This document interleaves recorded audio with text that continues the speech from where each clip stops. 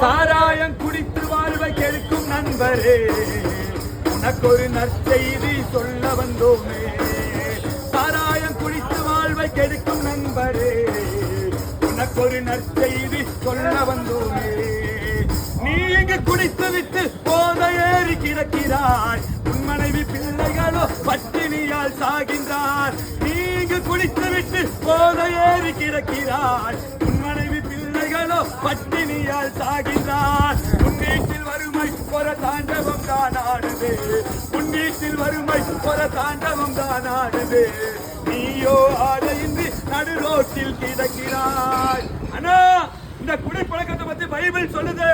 மதுவான ரத்த வருணமாயிருந்து பாத்திரத்துல பளபளப்பாய் தோன்றும்போது நீ அதை பாராதே. மதுபானத்தை பார்த்தாலே டேஞ்சராமா. சம்பாதிக்கிற காசை வீட்டுக்கு கொண்டு போங்க, உங்க குடும்பத்தை காப்பாத்துங்க.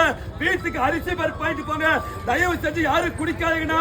இந்த குடிப்பழக்கம் உங்களுக்கு மாத்திரமல்ல, உங்க சந்ததியை பாதிக்கும், உங்க தலைமுறையை பாதிக்கும். இந்த குடிப்பழக்கத்தினால எத்தனையோ குழந்தைகள் சிறு வயதிலேயே தகப்படி இல்லாம போயிருக்காங்க.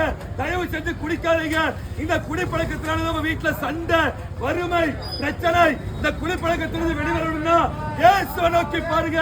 இயேசு உங்களுக்கு விடுதலை கொடுப்பார், மீட்சி கொடுப்பார். தயவு செஞ்சு யாரும் குடிக்காதீங்க. தயவு செஞ்சு யாரும் குடிக்காதீங்க.